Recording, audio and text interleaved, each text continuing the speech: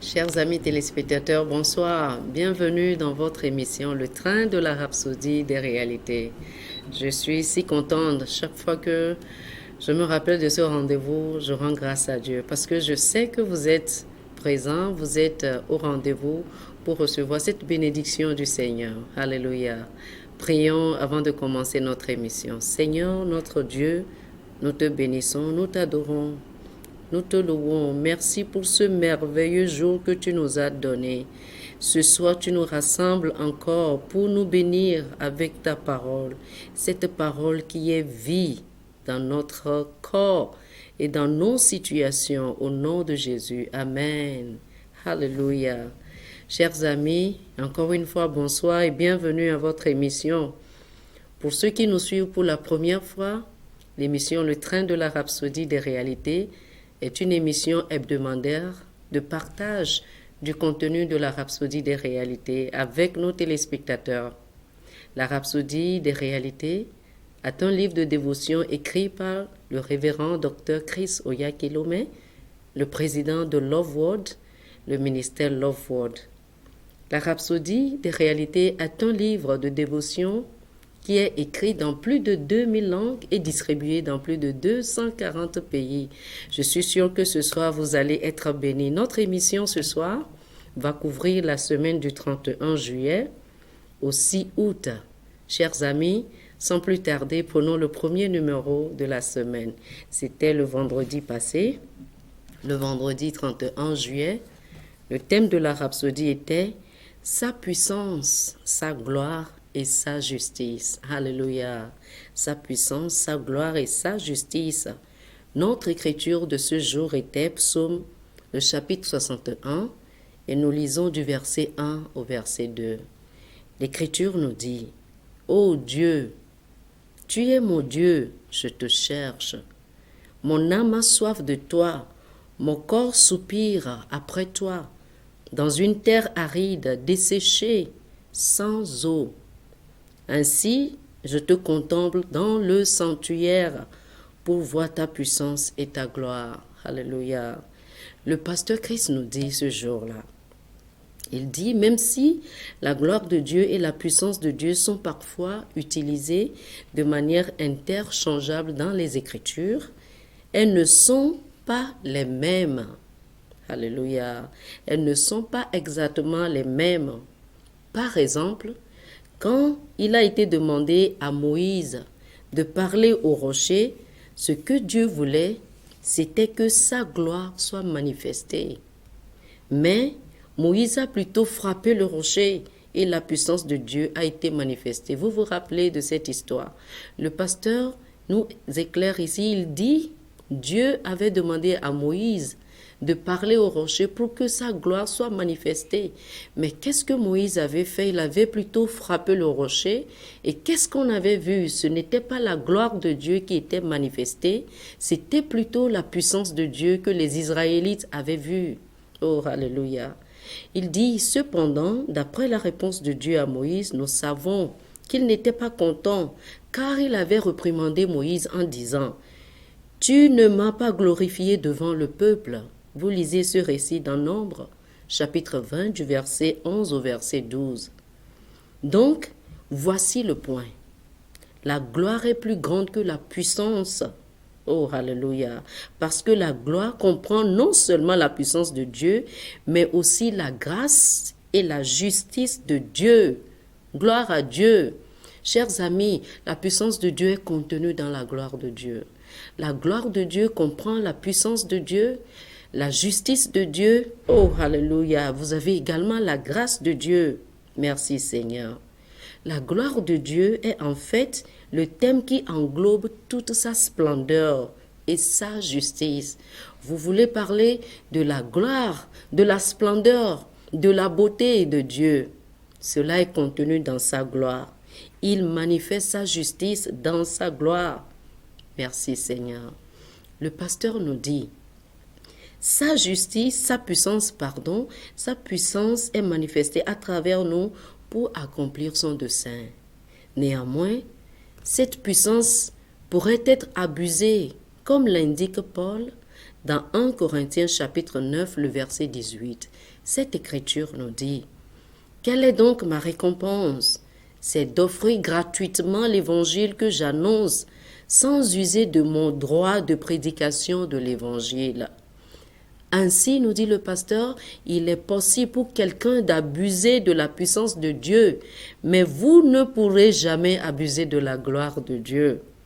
Ce que Dieu veut tout le temps, c'est que nous manifestions sa gloire. Et pour cela, chers amis, vous devez marcher dans sa grâce et dans sa justice, qui vont de pair. Alléluia. C'était le dernier jour du mois de juillet. Bienvenue dans le nouveau mois, le mois d'août. Je suis sûre que ce sera un mois rempli de bénédictions et de grandes réalisations dans la puissance de Dieu. Alléluia. Chers amis, le premier numéro de la semaine du mois d'août, le premier numéro du mois d'août, c'était le 1er août, le samedi 1er août. Le thème de la rhapsodie était « Servez le Seigneur avec votre vie ». Alléluia. Je voudrais servir le Seigneur avec toute ma vie. Quelle bénédiction. L'écriture du jour était Luc chapitre 9, le verset 4, qui nous dit: « Car celui qui voudra sauver sa vie, la perdra. Mais celui qui la perdra à cause de moi, la sauvera. » Oh, alléluia. Le pasteur Christ nous dit: un homme a reproché à son fils, qui était chrétien, d'être trop actif pour Jésus-Christ. Avez-vous déjà vécu cela? Plusieurs personnes l'ont vécu. Moi aussi, je l'avais vécu. Le monsieur a reproché à son fils d'être trop actif, d'être trop engagé vis-à-vis de Jésus-Christ. Il craignait que son fils perde sa vie pour avoir servi Jésus-Christ et avoir prêché l'Évangile. Mais le fils a répondu: Alléluia. Papa, je ne fais que ce que Jésus a demandé que je devrais faire. Je le sers avec ma vie. Merci Seigneur. L'homme a été offensé et a dit de manière acerbe à son fils: tu fais ce que Jésus a demandé de faire? Alléluia. Il était mécontent, en colère contre son fils. Il lui a demandé: ok, tu veux faire ce que Jésus a demandé de faire? C'est pourquoi lui, il était mort jeune. À 33 ans, ils l'ont tué. Tu veux te faire tuer également? Oh Seigneur Jésus. Le pasteur dit: des personnes comme cet homme, il y en a beaucoup qui ne comprennent ni le dessein de Christ, ni le sens de la vie. Alléluia.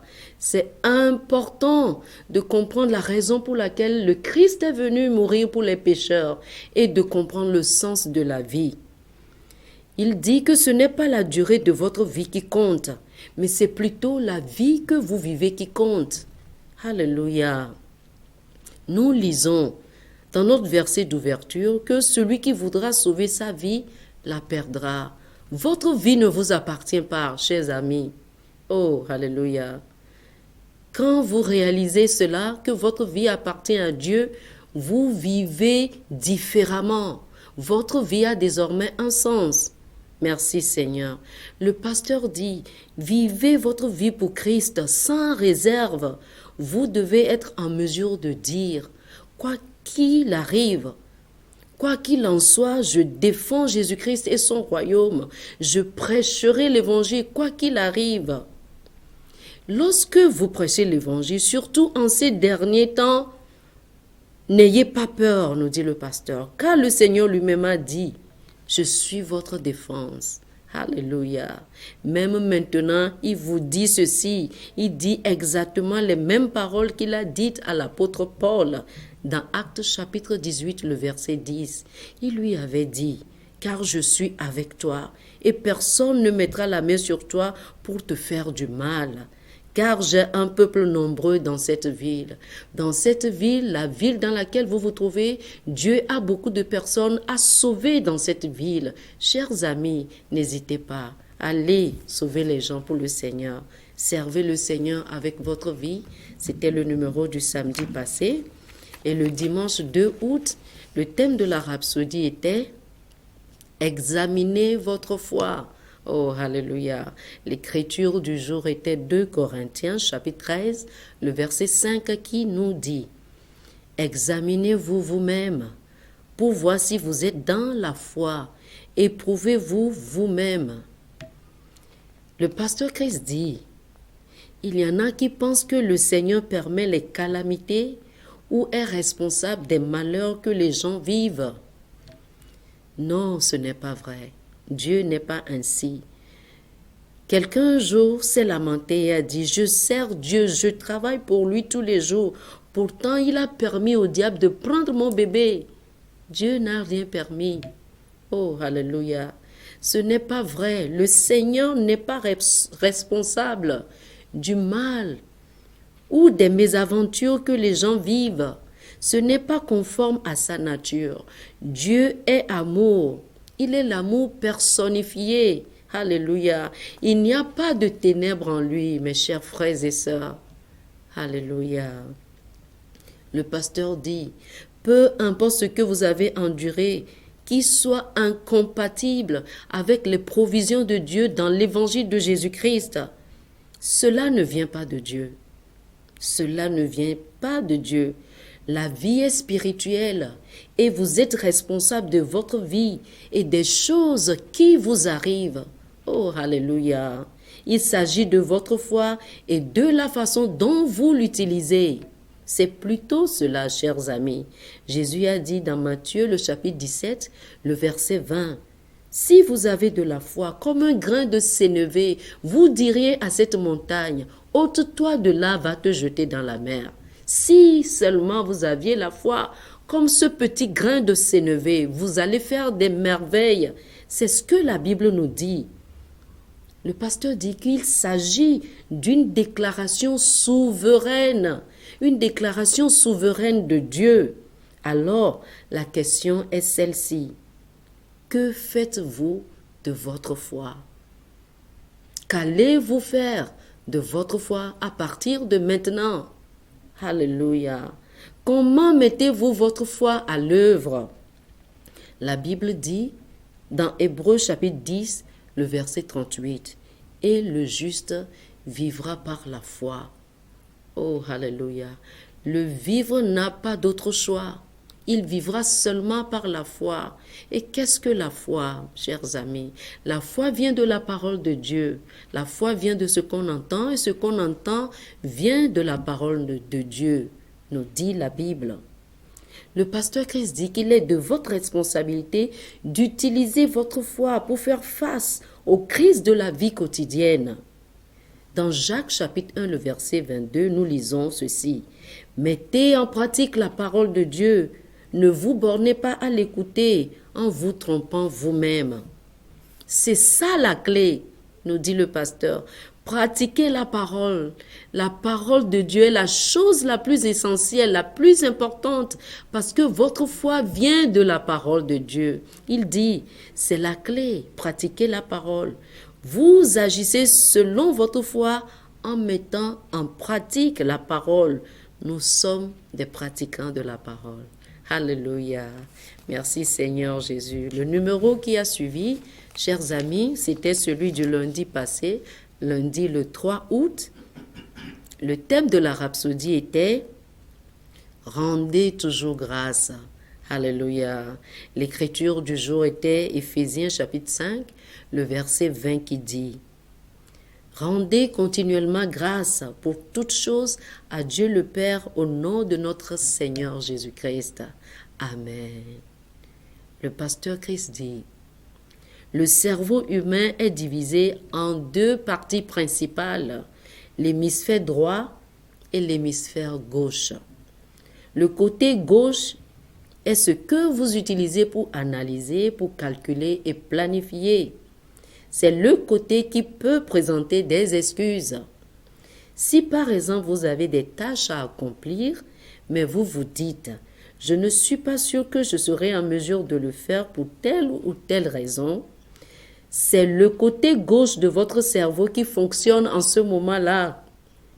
Le côté gauche de votre cerveau produit des raisons pour justifier le succès, votre succès par exemple, ou votre échec.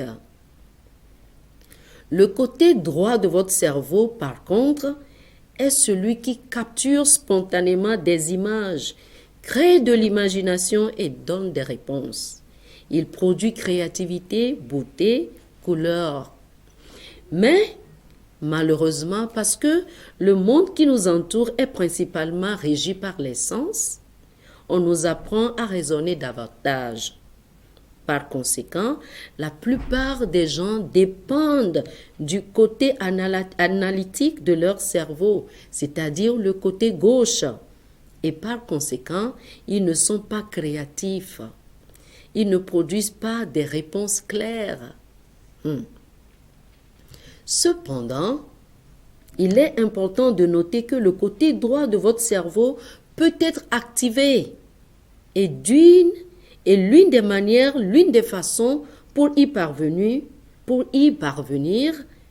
c'est ce que Dieu nous montre dans notre verset d'ouverture en nous disant « Rendez continuellement grâce pour toutes choses à Dieu le Père. » Oh, alléluia. Dieu le sait parce qu'il vous a créé, il le sait. Il sait que si vous êtes toujours reconnaissant, vous aurez une attitude de joie malgré votre situation et vous pourrez engendrer des réponses. Vous pourrez produire de votre vie des réponses, des solutions. Alléluia. Le pasteur dit, par conséquent, apprenez à rendre toujours grâce en toutes choses. Peu importe que vous soyez endetté, peu importe que beaucoup de ceux qui vous doivent de l'argent ne sont pas en mesure de vous payer. Peu importe tout cela, rendez grâce. Alléluia. Il dit, votre propriétaire peut vous avoir donné un préavis pour déménager. Rendez grâce. Oh, alléluia. Quelle que soit cette situation dans votre foyer, rendez grâce. Oh, merci Seigneur. Il dit, peu importe que vous ayez entendu que l'entreprise, la société dans laquelle vous travaillez vous a donné un préavis. La société veut réduire son effectif. Vous avez eu un préavis. Il dit, quel que soit ce qui se passe, rendez grâce. Peu importe les défis, rendez grâce. Alléluia. Le pasteur Chris finit avec cette phrase. Lorsque vous avez cette attitude, l'attitude d'action de grâce, votre vie sera une vie de victoire, une vie de joie, une vie de gloire et de témoignages sans fin. Oh, merci Seigneur. Je rends grâce tout le temps. Merci pour ce privilège, Seigneur. Chers amis, le jour qui a suivi, c'était le mardi passé, mardi le 4 août. Le thème de la rhapsodie était « Vivez selon la parole de Dieu ». L'écriture du jour était Luc chapitre 8, le verset 25 qui dit « Puis il leur dit, où est votre foi ?» Saisis de frayeur et d'étonnement, ils se dirent les uns aux autres, « Quel est donc celui-ci qui commande même au vent et à l'eau et à qui ils obéissent ?» Oh, alléluia. Le pasteur Chris dit, il raconte l'histoire d'un jeune homme qui était très malade, très souffrant, et on l'avait amené chez lui pour la prière. Et le pasteur a dit qu'il était arrivé ce jour-là, un vendredi, et il lui a dit, revenez le dimanche.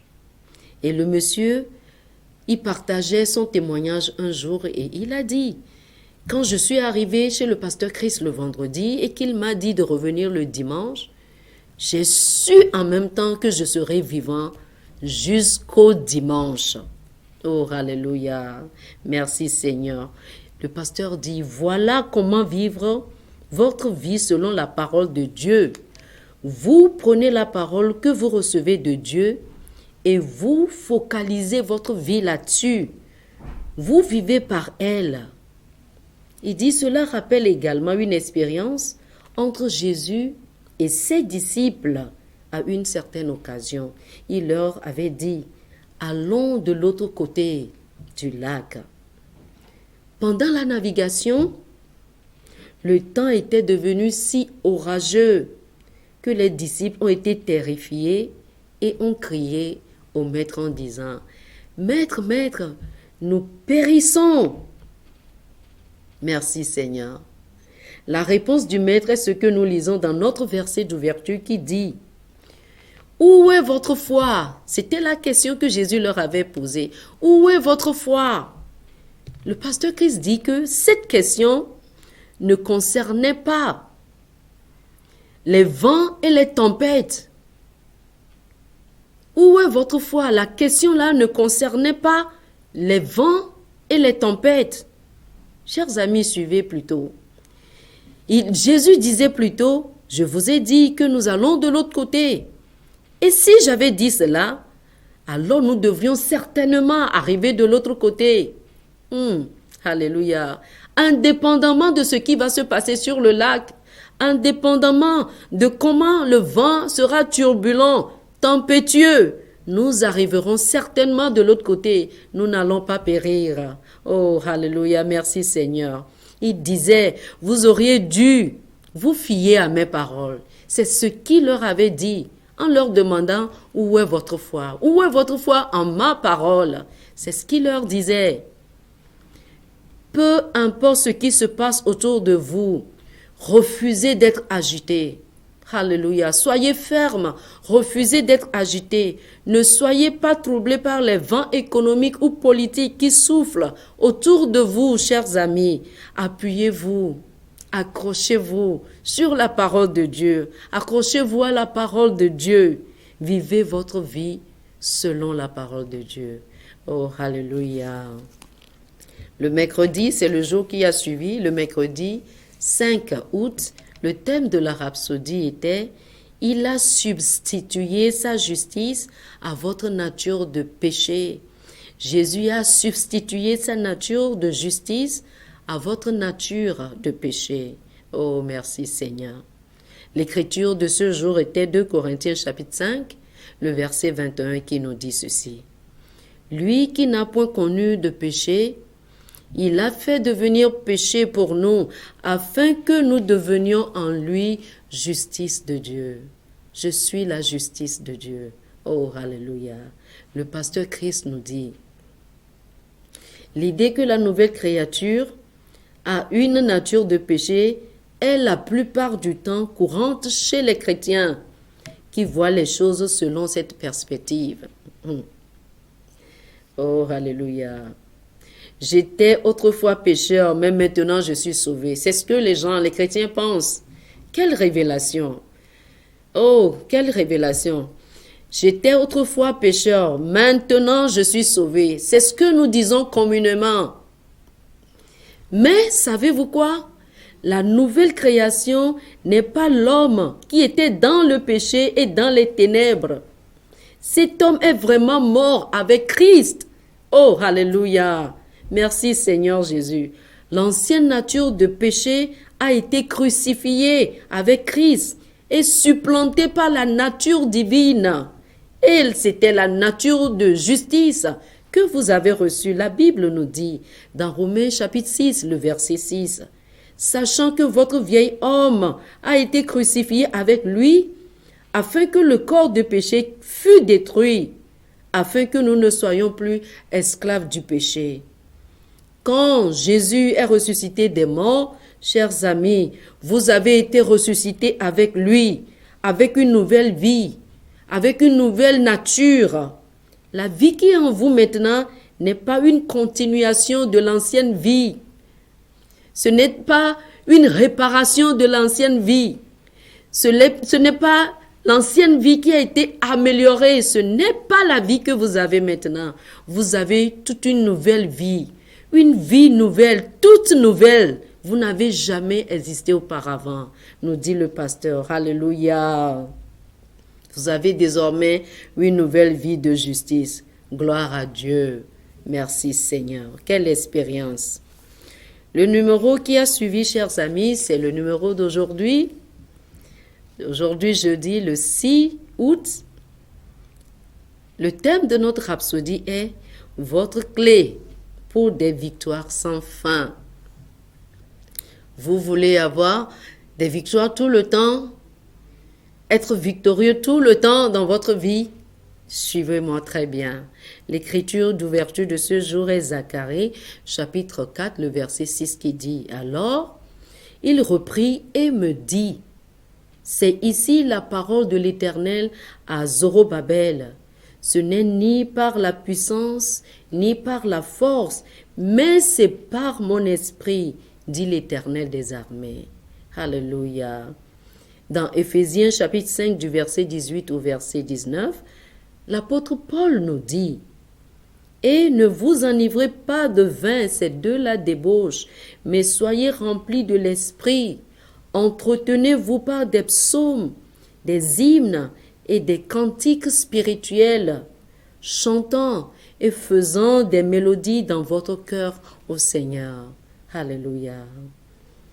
En étudiant le livre des Actes, nous dit le pasteur, vous constaterez que les apôtres ont exercé leur ministère au nom de Jésus avec la parole de Dieu et par la puissance du Saint-Esprit. C'est pourquoi ils ont eu des résultats si extraordinaires. C'est pareil aujourd'hui.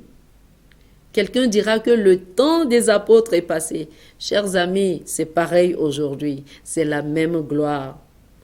Il y a des gens qui s'efforcent de réussir par leur propre force et leur sagesse naturelle. Pourtant, le vrai succès leur échappe. C'est parce qu'ils fonctionnent avec leur intelligence, avec le règne des sens, ce qui est extrêmement limité. Les sens sont limités, nous dit le pasteur. Le vrai succès vient de l'esprit. Alléluia. Si vous avez essayé de réussir par votre propre pouvoir ou votre capacité, il est temps d'arrêter la lutte et de vous fier aux stratégies de l'esprit et à sa sagesse pour vous guider. Alléluia. 2 Corinthiens chapitre 3, le verset 5 nous dit « Ce n'est pas à dire que nous soyons par nous-mêmes capables de concevoir quelque chose comme venant de nous-mêmes. Notre capacité, au contraire, vient de Dieu. » Alléluia. Ma capacité vient de Dieu. Notre compétence, la capacité, la sagesse et la grâce par lesquelles nous fonctionnons sont de l'Esprit. Tout cela vient du Saint-Esprit qui vit en nous. Rappelez-vous, Jésus-Christ a dit, les œuvres que je fais, c'est le Père qui est en moi qui les fait. Notre capacité vient de l'Esprit qui demeure en nous. Le pasteur dit, ayez confiance en lui.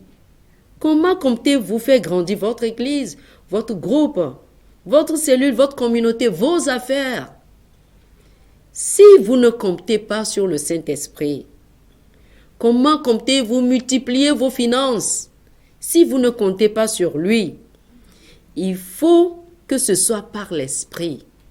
Il fera de vous un prodige à mesure que vous marchez avec lui et lui permettez de vous guider dans vos affaires, dans votre vie.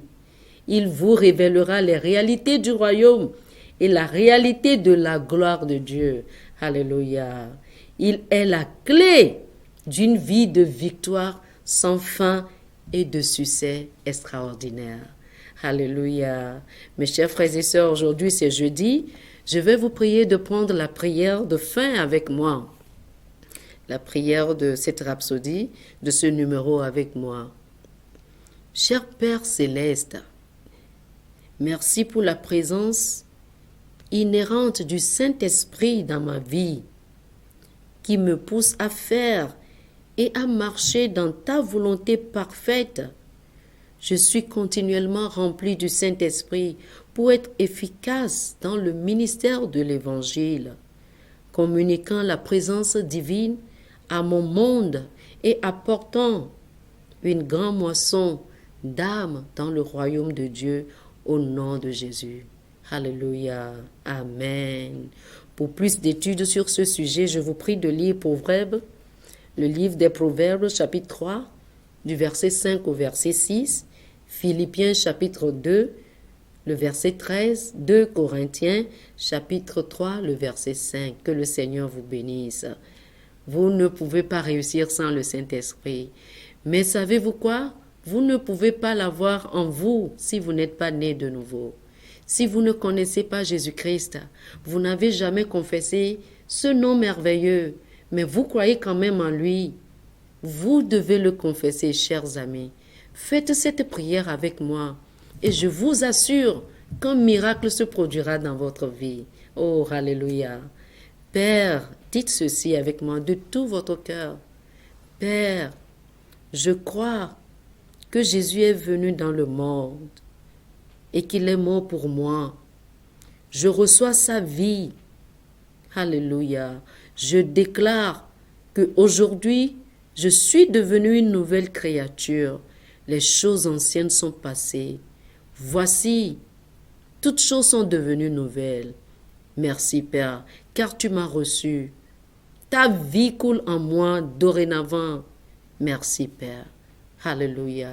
Chers frères et sœurs, si vous avez fait cette simple prière, quelque chose s'est passé dans votre vie. Vous avez le Créateur du monde dans votre vie dorénavant. Vous êtes bénis. Pour plus d'informations sur cette nouvelle vie, appelez-nous, nous allons vous envoyer ce livre, maintenant que vous êtes nés de nouveau. Et si vous voulez une copie de la Rhapsodie, n'hésitez pas à nous écrire ou à nous appeler sur les numéros qui s'affichent sur votre écran. Jusqu'à la semaine prochaine, chers amis, demeurez dans la grâce du Seigneur. Que le Seigneur vous bénisse. Amen.